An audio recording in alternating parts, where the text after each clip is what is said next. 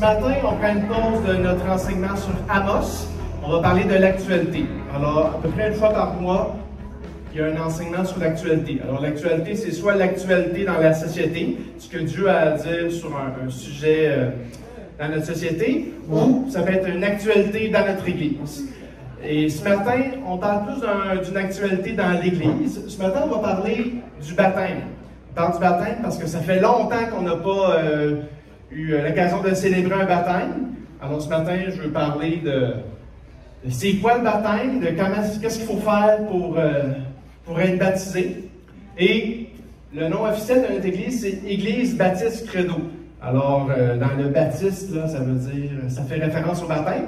Donc, le baptême fait partie de notre nom officiel. Donc, on présume que c'est quand même quelque chose d'important. Et, bon, je vous disais, on va dire c'est quoi, comment être baptisé. Et, moi, je vois ça d'un bon œil que les enfants de 8 ans et plus peuvent être présents avec nous ce matin.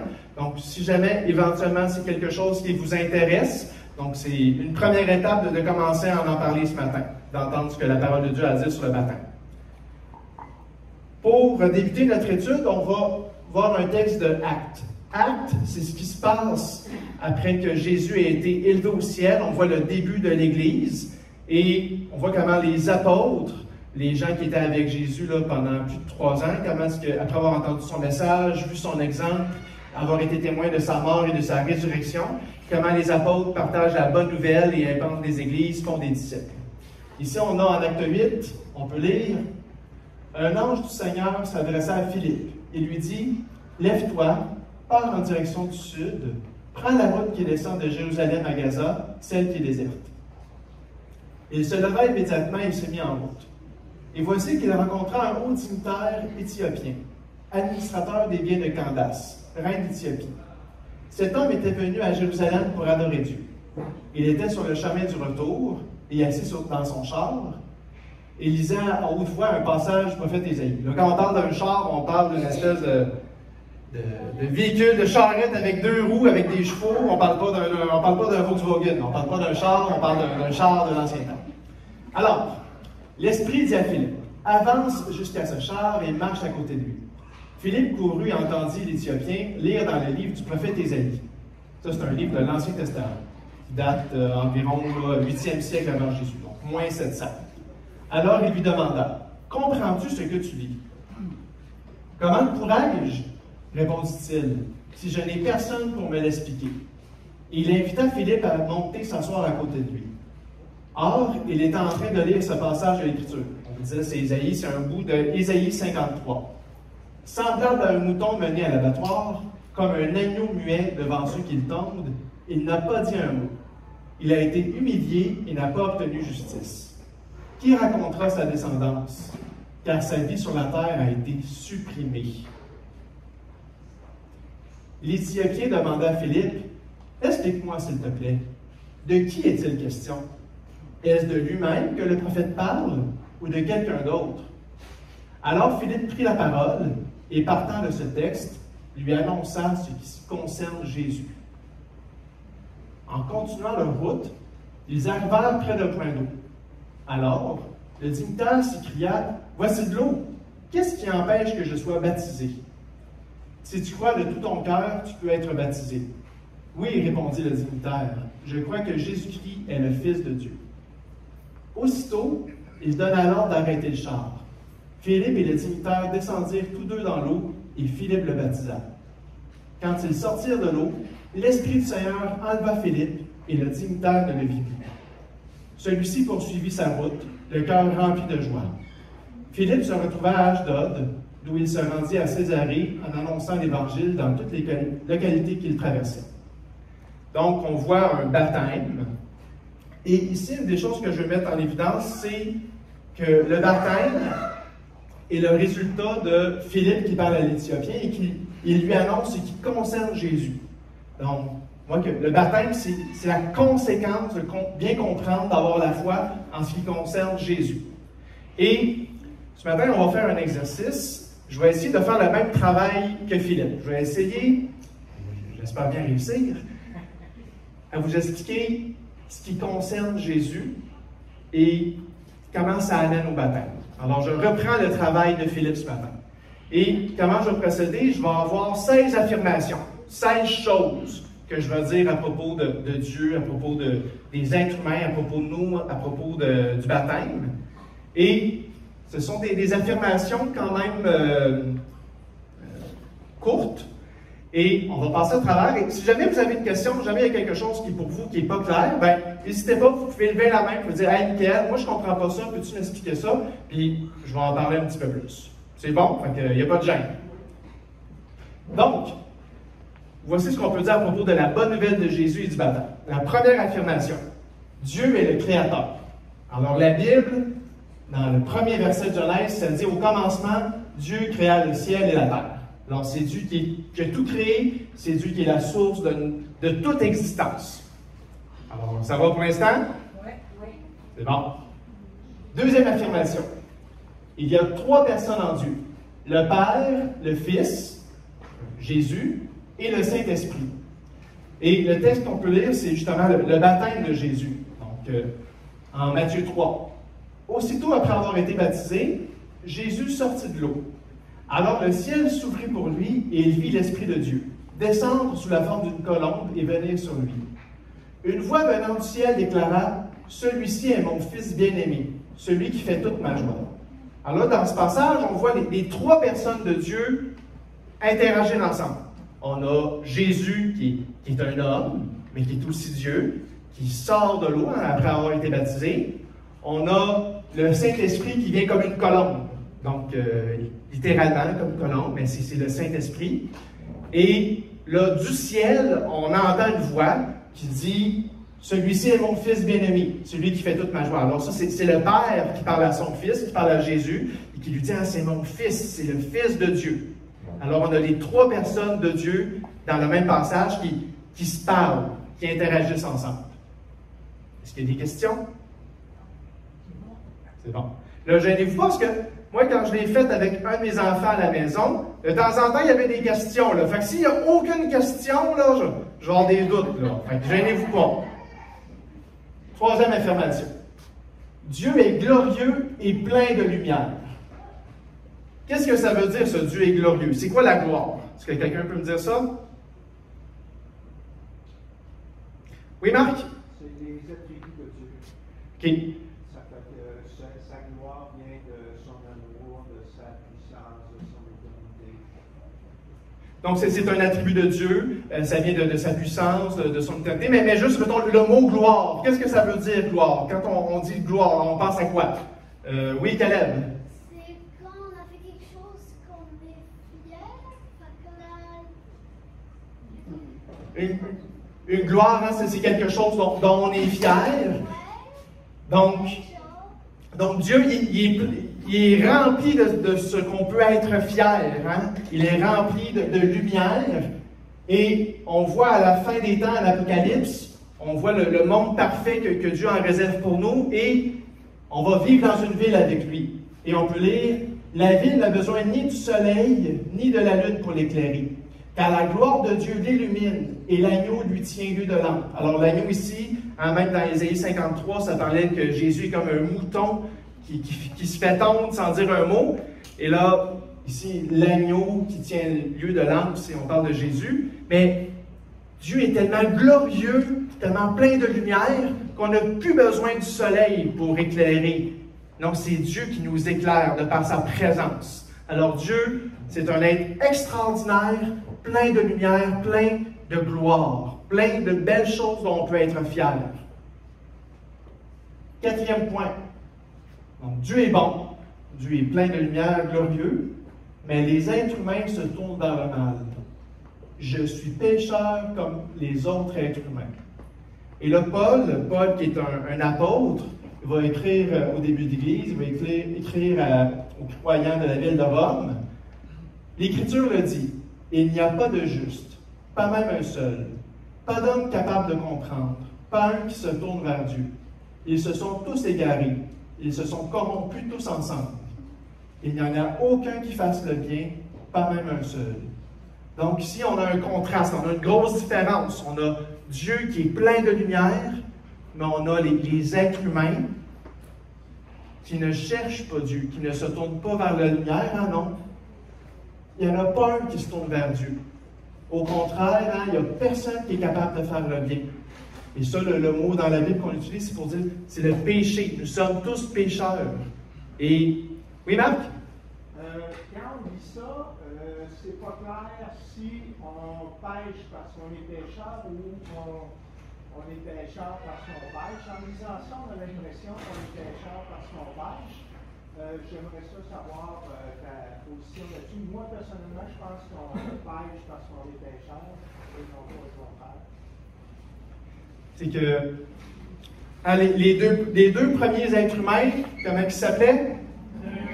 Adam et Ève, c'est bon? Alors, Adam et Ève, eux, ont été créés dans le jardin d'Éden, et Dieu leur a donné une consigne. Il leur a dit, il y a un arbre, l'arbre de la connaissance du bien et du mal, et vous ne devez pas manger du fruit, sinon vous allez mourir. Alors, ils avaient un choix à faire, mais au lieu de faire confiance à Dieu, ils ont fait confiance à l'ennemi. Ils ont fait confiance au serpent qui leur disait, si vous mangez du fruit, vous n'allez pas mourir, vous allez devenir comme Dieu. Et à partir de cette désobéissance, de cette rébellion, de ce manque de foi envers Dieu, ben, notre nature a été modifiée. Qui on est profondément, ça a été teinté par le péché. Alors, c'est pour ça que le roi David qui a vécu à peu près 1000 ans avant Jésus-Christ, donc il y a 3000 ans, il va dire dans un psaume, qui est une espèce de poème, prière, chanson, il va dire, ah, même quand j'étais dans le ventre de ma mère, déjà j'étais pécheur, déjà j'étais teinté par le péché. Donc, c'est pas la première fois qu'on commet un péché qu'on devient pécheur. Hein? Il y a un dimanche matin dans le passé, je l'ai déjà raconté, là, quand j'avais 7 ans, j'étais à l'épicerie avec mon père, j'avais le goût de manger un bonbon, j'ai demandé à papa, je peux un bonbon? Là, il m'a dit non. Fait que moi, que j'ai fait, je le veux quand même le bonbon. Fait que je l'ai pris, je l'ai mis dans la poche, puis je l'ai mangé chez nous. C'était un péché, c'était un vol, hein, puis c'était un manque de respect envers mon père. Mais est-ce que je suis devenu pécheur à ce moment-là? Non. Dès que j'ai commencé à exister, déjà, je ressemblais à mes parents qui étaient pécheurs, qui ressemblaient à mes grands-parents qui étaient pécheurs, qui ressemblaient à Adam et Ève. Qui, dès leur désobéissance, leur nature a changé. Dieu les avait avertis, vous allez mourir. Ils ne sont pas morts dans leur corps instantanément, sinon on ne serait pas ici en ce moment, mais ils sont morts dans leur partie spirituelle, dans leur esprit. Donc, ici, pour répondre à la question de Marc, hein, nous commettons des péchés dans notre vie parce qu'à la base, nous ressemblons à nos parents. Nous sommes pécheurs dès notre naissance. Mais ce n'est pas la fin de l'histoire, hein, c'est le point 4, puis je vous dis, il y a 16 affirmations. L'histoire ne se termine pas là. Oui? Sur ce point, contrairement à nous autres, qui on est né, on teinté le péché, et quand on commet le péché, eh bien, c'est là où le Seigneur dit qu'on a tous abandonné Dieu. Mais contrairement à ça, on voit que Jésus-Christ, qui est Dieu, mais homme, et lui, il est né, il n'a plus notre péché en lui. Et il n'a jamais péché tout le long de sa vie. Donc, lui, il n'est pas inclus dans cette parole-là. Il n'a pas abandonné le chemin de son Père. Quand bien même il est né, il n'a plus notre péché en lui. Donc, c'est ce point-là. Oui, tout à fait. On parlait des 3 personnes de Dieu. Il y a Jésus, je disais, qui est homme à 100%, qui est Dieu à 100%, et qui est né, oui, d'une femme, de Marie, mais qui a été... dont sa naissance a été produite par le Saint-Esprit. Donc, qui est né sans péché, qui est né sans cette nature pécheresse. Et Jésus n'a jamais péché. Hein, il a suivi la volonté de son Père. Alors, est-ce que ça va par rapport au point 4 que nous sommes tous imparfaits, nous ne suivons pas la volonté de Dieu, nous commettons des mauvais choix, nous sommes pécheurs. Point 5. Le péché me prive de la lumière glorieuse de Dieu, mais la solution est en Jésus. Alors, je vous disais, d'un côté, il y a Dieu, qui est plein de lumière, plein de gloire. D'un autre côté, on a les êtres humains qui ne recherchent pas Dieu, qui ne se tournent pas vers ce Dieu plein de lumière. Même, il y a d'autres passages à la Bible qui vont dire que Nous sommes dans les ténèbres avant de connaître Dieu. On est dans le noir. On a récemment été en famille en camping, et là, quand tu sors durant la nuit, ben, il fait noir, tu vois rien. Il y a un de mes enfants qui me disait, ça c'est vraiment plate quand tu fermes les yeux puis il fait noir, puis tu les rouvres, puis il fait aussi noir, tu vois rien. Ça fait un peu peur. Mais la parole de Dieu nous dit que quand on est loin de Dieu à cause de notre péché, quand on est privé de Dieu, mais on est dans un monde de ténèbres, un monde d'obscurité, de noirceur. Et le péché me prive de la gloire de Dieu, de sa lumière. Romains 3, tous ont péché en effet. Ils sont privés de la gloire de Dieu. Ils sont déclarés justes par sa grâce. C'est un don que Dieu leur a fait par le moyen de la délivrance apportée par Jésus. Alors déjà, Paul il dit, oui, tous ont péché, tout le monde est coupé, privé de la lumière de Dieu, de sa présence. Mais déjà, il donne la solution. Il dit, on est déclaré juste, on est sauvé par Jésus. Est-ce qu'il y a des questions? Point 6. La conséquence du péché est la mort éternelle, mais la solution est en Jésus. Alors, je vous disais que le péché nous prive de la présence de Dieu, Dieu qui est rempli de vie, qui est rempli de lumière, mais d'être coupé de ce Dieu-là, plein de vie, de lumière, c'est ultimement d'être voué à la mort éternelle. Romains 6. Car le salaire que verse le péché, c'est la mort. Mais le don de la grâce que Dieu accorde, c'est la vie éternelle dans l'union avec Jésus-Christ notre Seigneur. Donc, le salaire, c'est, on travaille 40 heures dans un emploi et là, on a une récompense, on a un salaire, il y a une conséquence à ce qu'on a fait.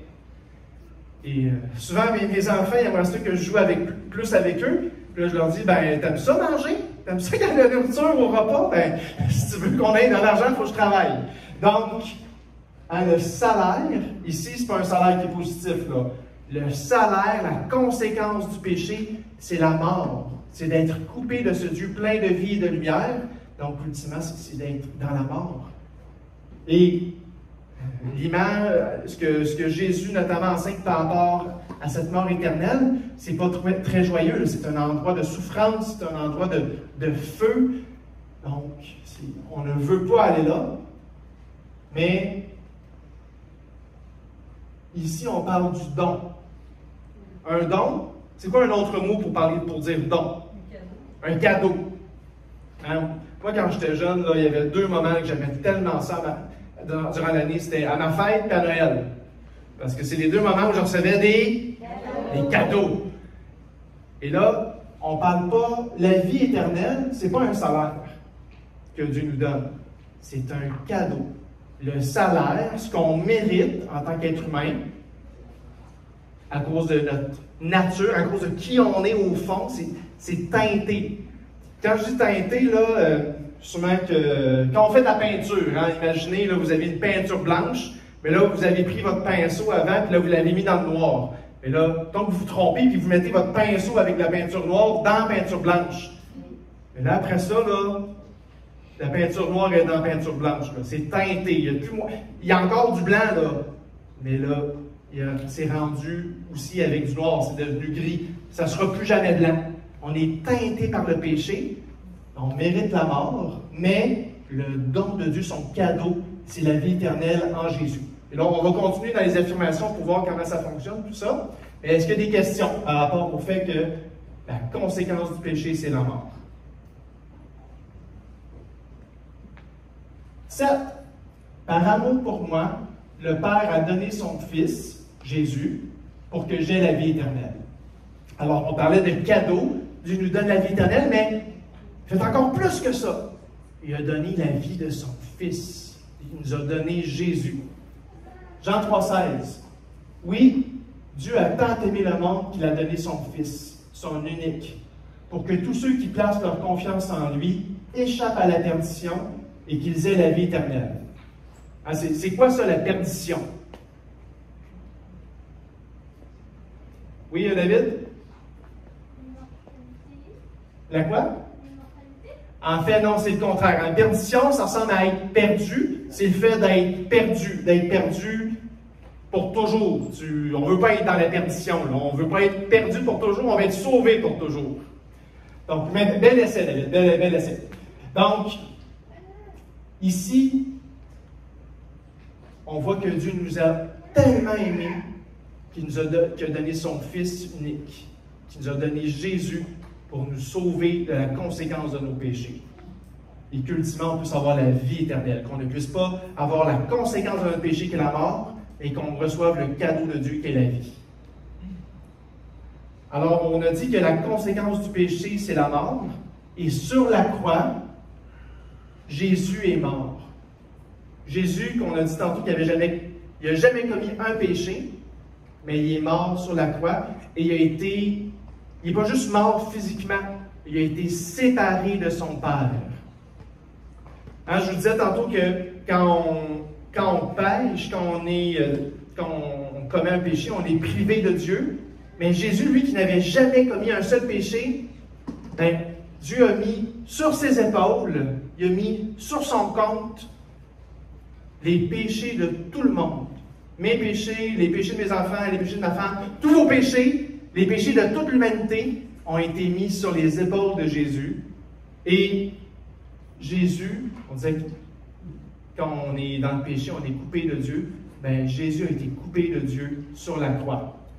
En Matthieu 27, on peut lire, à partir de midi et jusqu'à 3 heures de l'après-midi, le pays entier fut plongé dans l'obscurité. Vers 3 heures, Jésus cria d'une voix forte, « Élie, Élie, lama sabachthani », ce qui veut dire, « Mon Dieu, pourquoi m'as-tu abandonné ?» Donc, imaginez, là, je vous disais que Dieu est un être plein de lumière, mais là, pendant 3 heures de temps, la terre entière est dans la noirceur. Et pendant ce moment-là, les péchés sont mis sur Jésus. Et à la fin, Jésus, j'utilise un petit peu mon imagination, mais oui, il est crucifié, là, il est dans un moment de souffrance, mais il a l'air d'avoir une détresse de dire « Mon Dieu, pourquoi m'as-tu abandonné? Pourquoi maintenant je suis coupé de toi? » Un Jésus qui a toujours été en relation avec son Père, pour toujours, depuis toujours, mais là c'est la première fois depuis toujours qu'il est coupé de son Père. Alors, est-ce qu'il y a des questions par rapport au fait que sur la croix, Jésus a pris notre péché et qu'il a été séparé de son Père? Numéro 9. Donc, on a fait la moitié. La mort de Jésus sur la croix a une grande valeur parce qu'il est Dieu. Hein, tantôt, on disait là, que Jésus était spécial, il n'avait jamais péché, qu'il est né du Saint-Esprit. En 1 Jean, on peut lire « Tout homme qui nie que Jésus est le Fils de Dieu ne connaît pas non plus le Père. Celui qui reconnaît que Jésus est le Fils de Dieu connaît aussi le Père. » Donc Jésus, c'était un homme, mais ce n'était pas n'importe quel homme. C'était le Fils de Dieu. Il était Dieu lui-même. Et c'est pour ça que sa mort à la croix a une importance capitale, une importance tellement grande. Parce que, malheureusement, tous les jours, il y a des gens qui meurent. Donc, en quoi la mort de Jésus est différente? En quoi est-ce que la mort de Jésus change les choses? La mort de Jésus est différente parce qu'il était Dieu lui-même. Et comme on l'a vu tantôt, il est mort en prenant les péchés du monde. Donc, la mort de Dieu lui-même est capable d'effacer tous nos péchés. Jésus est précieux à ce point-là. Numéro 10. Si je crois que Jésus est mort pour mon péché et qu'il est ressuscité, je suis sauvé de la mort éternelle. Paul va dire dans Romains 10, en parlant de l'Écriture, que dit-elle donc? La parole est toute proche de toi. Elle est dans la bouche et dans ton cœur. Cette parole est celle de la foi, et c'est celle que nous annonçons. En effet, si de ta bouche tu déclares que Jésus est Seigneur, et si dans ton cœur tu crois que Dieu l'a ressuscité, tu seras sauvé. Car celui qui croit dans son cœur, Dieu le déclare juste. Celui qui affirme de sa bouche, Dieu le sauve.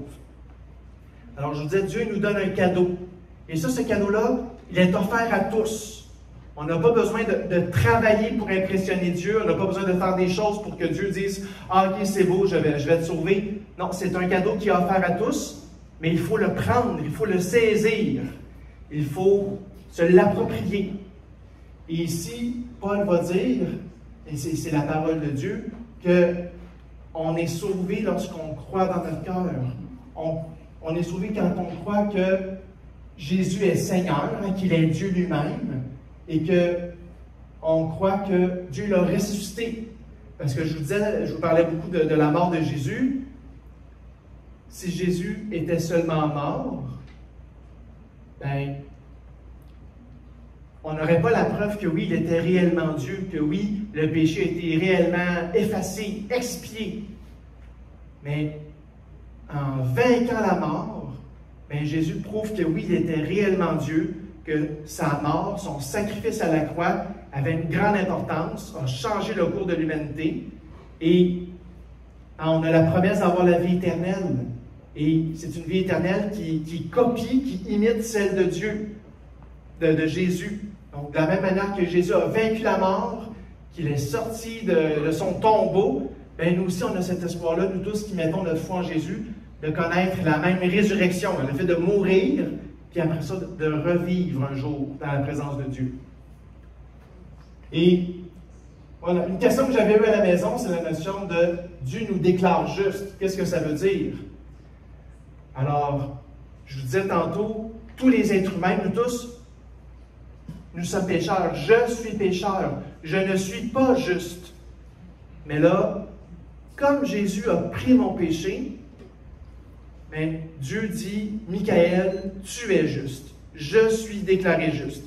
Même si j'ai encore même si ma peinture blanche est encore mélangée avec du noir, même si je suis encore teinté par le péché, même si je peux encore faire des péchés de temps en temps, ben, Dieu dit, non, Michael, il est juste, il est sans péché, parce que tous ces péchés ont été mis sur les épaules de Jésus à la croix. Est-ce qu'il y avait une question? Oui, Solange? C'est Romains 10. Ouais, là, la référence est comme trop basse, mais c'est Romains 10. Si vous lisez tout Romains 10, là, vous allez trouver ça. C'est Romains 10. Est-ce qu'il y avait une autre question? C'est bon, on continue. Alors, je vous parlais qu'en Dieu, il y a trois personnes. On a parlé de Dieu le Père, de son amour, on a parlé de Jésus. Maintenant, j'aimerais parler un petit peu du Saint-Esprit, parce que même quand on arrive au baptême, là, pour ceux qui sont impatients de parler de baptême, et on est baptisé au nom du Père, du Fils et du Saint-Esprit. Donc, il faut aussi parler du Saint-Esprit quand on parle du baptême. Numéro 11, c'est le Saint-Esprit qui me convainc et soutient ma foi. Hein, dans Jean 3,16, ça faisait référence à celui qui met sa confiance en Jésus. Dans Romains 10, ça parlait de la foi. Donc, la foi, c'est justement, c'est de croire, c'est de mettre notre confiance en Dieu. Et pas juste de croire que Dieu existe, c'est de réellement... La foi, c'est à la fois une décision de notre cœur, mais c'est aussi une liste de choses qu'on croit. Il y a une foi subjective, une foi objective pour les adultes. Alors, il ne faut pas juste avoir le sentiment ou la décision de croire quelque chose. C'est important en quoi on croit. Et je vous dirais qu'il y a des informations que je suis en train là, de vous expliquer ce matin. C'est des choses importantes. Mais ce qui alimente ma foi, ce qui soutient ma foi, c'est le Saint-Esprit. Alors, on a Dieu, trois personnes de Dieu.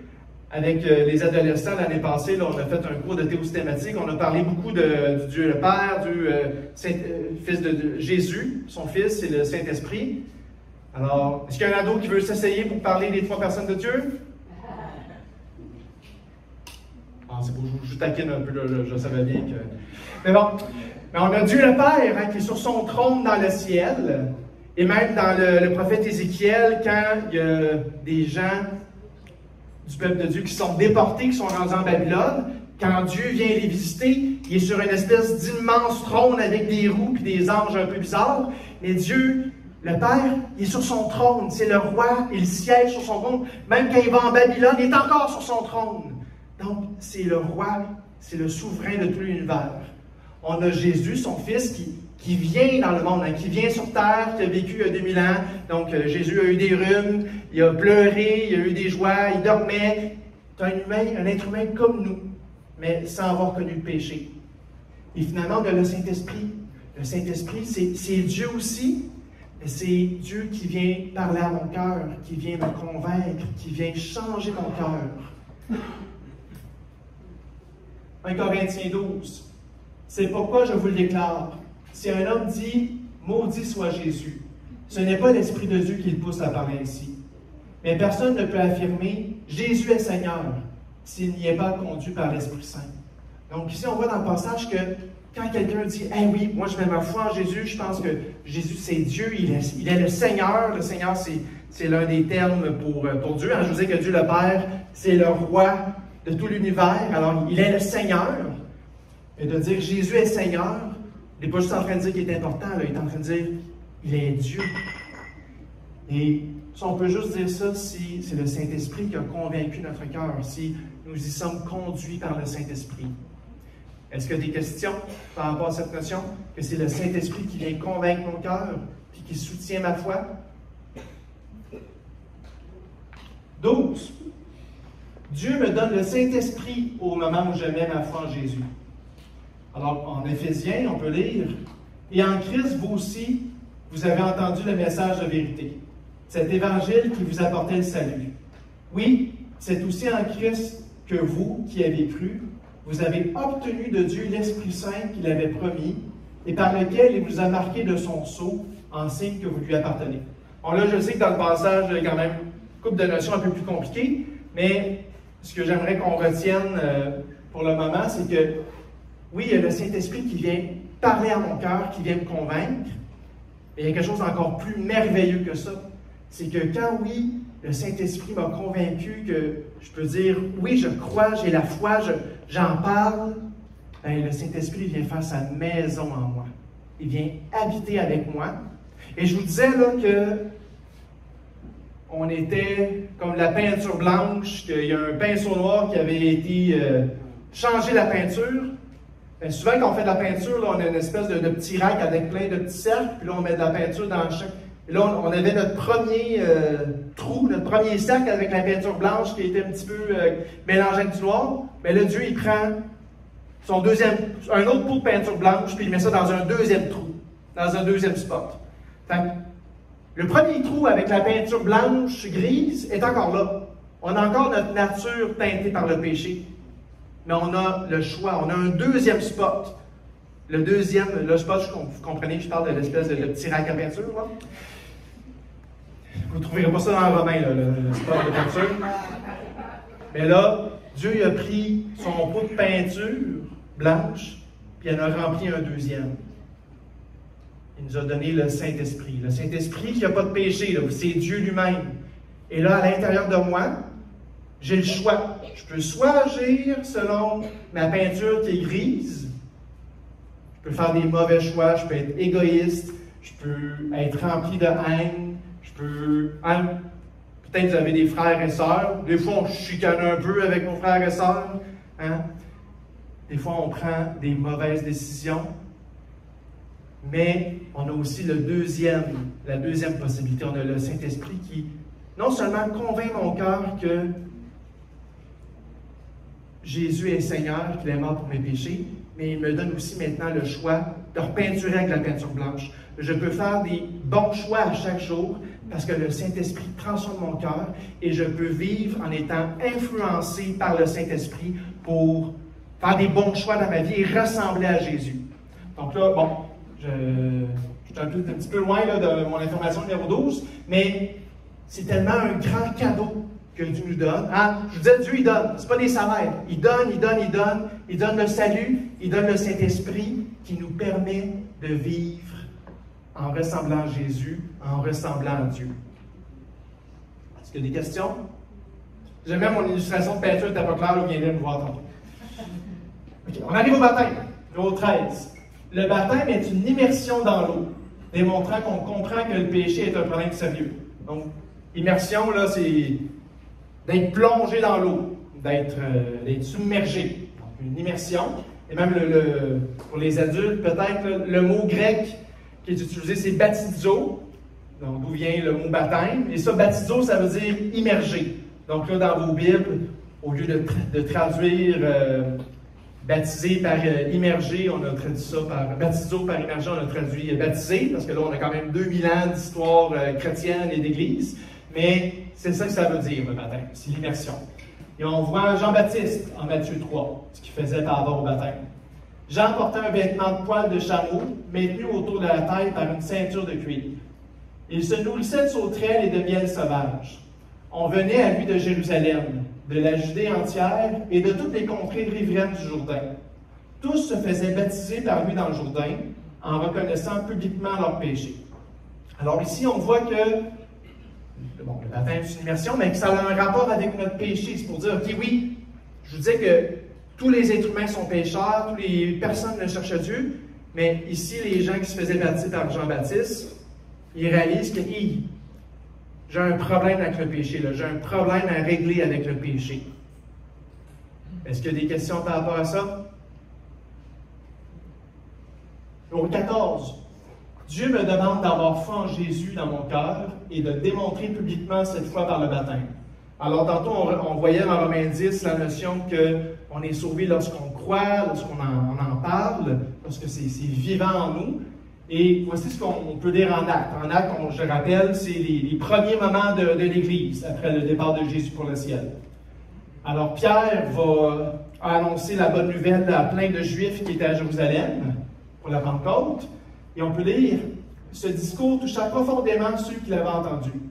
Ils demandèrent à Pierre et aux autres apôtres, « Frères, que devons-nous faire? » Pierre répondit, « Changez, et que chacun de vous se fasse baptiser au nom de Jésus-Christ, pour que vos péchés vous soient pardonnés. Alors, vous recevrez le don du Saint-Esprit, car la promesse est pour vous, pour vos enfants, et pour ceux qui vivent dans les pays lointains, tous ceux que le Seigneur notre Dieu fera venir à lui. » Donc, je vous dis, Dieu nous offre un cadeau, mais il y a une réponse qui est attendue. Et cette réponse-là, c'est d'avoir la foi. Ici, le mot changé, là, dans une autre version de Bible, c'est peut-être la repentance. Le mot grec, c'est métanoéo. C'est l'idée de faire un 180 degrés, de faire un U-turn en bon québécois. Dans notre tête, premièrement, puis ça se reflète ensuite dans nos actions. Mais ici, il dit, ayez foi, faites-vous baptiser, vous allez recevoir le Saint-Esprit. Alors, le baptême permet de démontrer publiquement la foi que j'ai dans le cœur. C'est un symbole, c'est un signe. Est-ce qu'il y a des questions par rapport à ça? C'est bon. Numéro 15. Le baptême est également le signe que je veux suivre Jésus comme son disciple. Alors, avant que Jésus quitte ses disciples, à la fin de Matthieu 28, c'est la conclusion. Alors Jésus s'approcha d'eux et leur parla à ses disciples. « J'ai reçu tout pouvoir dans le ciel et sur la terre. Allez donc dans le monde entier, faites des disciples parmi tous les peuples, baptisez-les au nom du Père, du Fils et du Saint-Esprit, et enseignez-leur à obéir à tout ce que je vous ai prescrit. Et voici, je suis moi-même avec vous tous les jours, jusqu'à la fin du monde. » Alors, Jésus demande à ses disciples de faire des disciples, d'inviter les gens du monde entier à devenir ses disciples, et associé au fait d'être disciple, il y a la notion d'être baptisé au nom du Père, du Fils et du Saint-Esprit. Donc, c'est un signe de mon engagement en tant que disciple à Jésus, le baptême. Est-ce qu'il y a des questions? Ne soyez pas gênés, là. Numéro 16. Le dernier. Le baptême ne me sauve pas. Il est une démonstration de ma foi et de ma bonne conscience envers Dieu, grâce à la bonne nouvelle de Jésus. Alors, je vous disais que oui, le baptême est associé à la bonne nouvelle de Jésus, est associé au fait d'être sauvé, mais ce n'est pas le baptême qui sauve. Ultimement, ce qui nous sauve, c'est la mort de Jésus à la croix. L'eau du baptême, quand on est immergé, l'eau n'est pas magique, là. C'est pas une eau de jouvence qui enlève nos péchés. Ce qui enlève nos péchés, c'est la mort de Jésus à la croix. Et la foi, ce que Dieu nous demande, c'est d'avoir la foi dans notre cœur et que ça sorte de notre bouche, que ça s'exprime publiquement, notamment par le baptême. Et voici ce que Pierre va parler. il fait référence au déluge avec Noé, l'arche, mais il va dire ensuite, « C'est ainsi que vous êtes sauvés maintenant, vous aussi. » Ces événements préfiguraient le baptême. Celui-ci ne consiste pas à laver les impuretés du corps, mais à s'engager envers Dieu avec une conscience pure. Tout cela est possible grâce à la résurrection de Jésus-Christ, qui, depuis son ascension c'est le fait de remonter au ciel, siège à la droite de Dieu. Je vous disais, Dieu le Père, il est assis sur son trône. Donc là, Jésus est assis à sa droite, sur un trône. Et à qui les anges, les autorités et les puissances célestes lui sont soumis. Si je me souviens bien de la fin du passage, que mon formatage ne permet pas de voir. Donc, comme je disais, c'est dans une lettre de Pierre. Mais on voit ici quand le baptême, ce n'est pas de laver les impuretés du corps, ce n'est pas ça qui nous lave. Ce qui nous lave, c'est la mort de Jésus, sa résurrection. Mais quand on se fait baptiser, c'est une démonstration de la foi et ultimement aussi de ma bonne conscience envers Dieu. Hey, je peux être en relation avec ce Dieu plein de lumière, ce Dieu glorieux, parce que j'en ai plus de péché. Je n'ai plus de péché parce qu'ils ont tous été mis sur le dos de Jésus. Je peux avoir une bonne conscience envers Dieu, une conscience pure, et m'engager envers lui.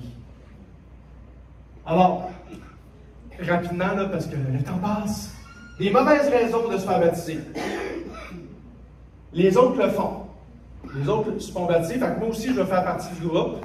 Fait que je veux pas que les autres me regardent et disent « Hein, lui, il n'est pas baptisé, pourquoi? » Non. Si vous vous dites « Je devrais me faire baptiser parce que tous les autres se font baptiser », ben, c'est pas une bonne raison. J'ai un de mes enfants qui me dit « Jamais je me fais baptiser, là, c'est toi qui vas baptiser. » Oui.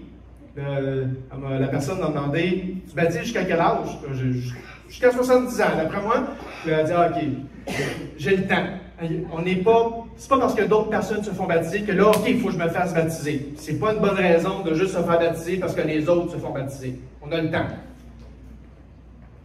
Ma famille a la foi en Jésus. Ah, ben là, mon père, ma mère, mes frères, tout le monde a la foi, donc moi aussi, je devrais me faire baptiser.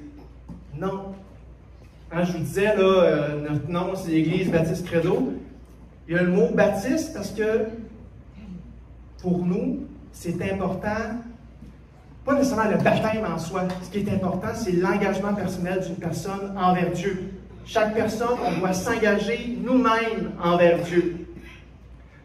Donc, c'est pas parce que les autres autour de nous, c'est pas parce que ma famille est chrétienne que moi, nécessairement, je suis chrétien, je dois prendre la décision. C'est un choix personnel qui, éventuellement, s'exprime, là, qui se démontre publiquement par le baptême.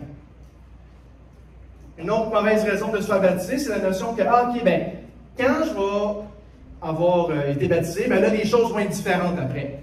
Là, ça va être plus facile d'obéir à Dieu, ça va être plus difficile de faire des péchés. Le baptême ne vient pas changer votre nature. C'est le Saint-Esprit qui est en vous, qui vous donne maintenant la possibilité de vivre à la ressemblance de Jésus. Mais le baptême, je vous disais, l'eau n'est pas magique. C'est de l'eau traitée par la Ville de Québec. Donc, le baptême ne va pas vous changer. Des bonnes raisons de recevoir le baptême. Des bonnes raisons, j'ai la foi en Jésus, puis je veux le dire aux autres. Je veux être un disciple de Jésus obéissant. On le voyait en Matthieu 28, Jésus dit « Faites des disciples et baptisez-les. » Et on voyait dans Pierre que le baptême, c'est aussi une manière de s'engager envers Dieu avec une conscience pure, de dire « Regardez, maintenant, je veux m'engager envers Dieu. » Alors, quand on se marie là, dans une célébration de mariage, on s'engage envers notre conjoint, notre conjointe. Dans un baptême, on dit « Je m'engage envers Dieu à cause de mon union avec Jésus-Christ, à cause de ma foi en Jésus. » Alors, comment être baptisé? Première étape, c'est... Dans l'Église Credo, là, je parle, vous ne trouverez pas ça dans une lettre du Nouveau Testament. C'est de croire aux 16 affirmations que je viens de vous proposer. Je comprends là, que si ça avait été un autre enseignant, peut-être que les affirmations, peut-être qu'il y en aurait eu 14, peut-être qu'il y en aurait eu 18. Le point, c'est que, comme l'Éthiopien avec Philippe, qui lit les passages d'Écriture, qui se fait expliquer la bonne nouvelle en Jésus, suite à sa compréhension, suite à sa foi, là, il veut se faire baptiser. Mais le baptême résulte de notre foi en Jésus, de notre bonne compréhension. Donc, nous, les anciens credos, on est à l'aise avec les 16 affirmations que je vous ai proposées ce matin. Donc, si vous dites, moi, là, je suis à l'aise avec ces affirmations-là, je crois ça, ben, oui, vous pouvez vous faire baptiser. T'sais, si vous croyez que Jésus n'est pas le Fils de Dieu, je vais vous dire, non, je ne peux pas te baptiser, ça ne marche pas. Et si vous avez un enfant donc vous êtes un parent, vous avez un enfant, et que votre enfant est capable de comprendre, vous êtes capable de vous asseoir avec votre enfant, de passer à travers les affirmations, et que votre enfant comprend, oui, ça veut dire qu'il est assez vieux, il est assez mature pour pouvoir se faire baptiser. Donc, il n'y a pas un critère d'âge fixe, c'est un critère de compréhension de foi.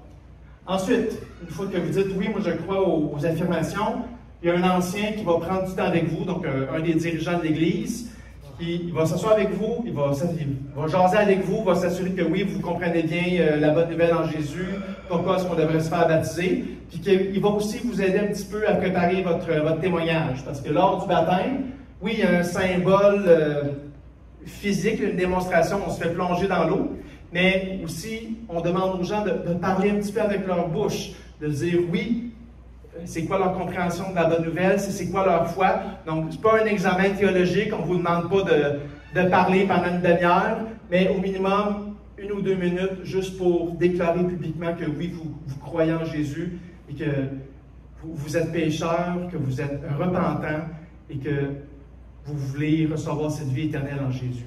Et vous êtes tellement reconnaissant envers le Seigneur de recevoir ce cadeau. Alors, le prochain baptême, on va en faire un au Camp Credo, qui est dans 1 mois. Donc, si jamais... Ça marche, nice, c'est ça? C'est bon. Donc, il y a une piscine au camp de Carrefour. Donc, à moins qu'il mouille à Sioux pendant toute la fin de semaine, on va célébrer un baptême. Si jamais ça vous intéresse, ben, vous venez m'en parler le plus tôt possible. Tu sais, arrivez-moi pas au Camp Credo le samedi matin en disant « Hey, j'aimerais ça me faire baptiser, là. » Tu sais, là, on a 1 mois. Ça serait le fun qu'on s'en parle d'avance. Puis après, vous m'en ayez parlé, soit je vais prendre un temps avec vous, soit un autre ancien d'église va prendre un temps avec vous, comme je disais, juste pour s'assurer que vous comprenez bien la bonne nouvelle et que vous aidez un petit peu à préparer votre témoignage. Et si vous dites, hey, moi dans 1 mois, là, oui, peut-être que le baptême, ça m'intéresse, mais c'est trop rapide, si ça vous intéresse le baptême, n'est pas au Camp Credo, venez me voir aussi, on peut en organiser un plus tard. Donc, comme je le disais à un de mes enfants, là, je baptise, j'espère bien, jusqu'à ce que j'aie 70 ans. Donc, c'est pas obligé d'être dans 1 mois. C'est pas une occasion, si jamais vous la ratez, il n'y en aura plus jamais.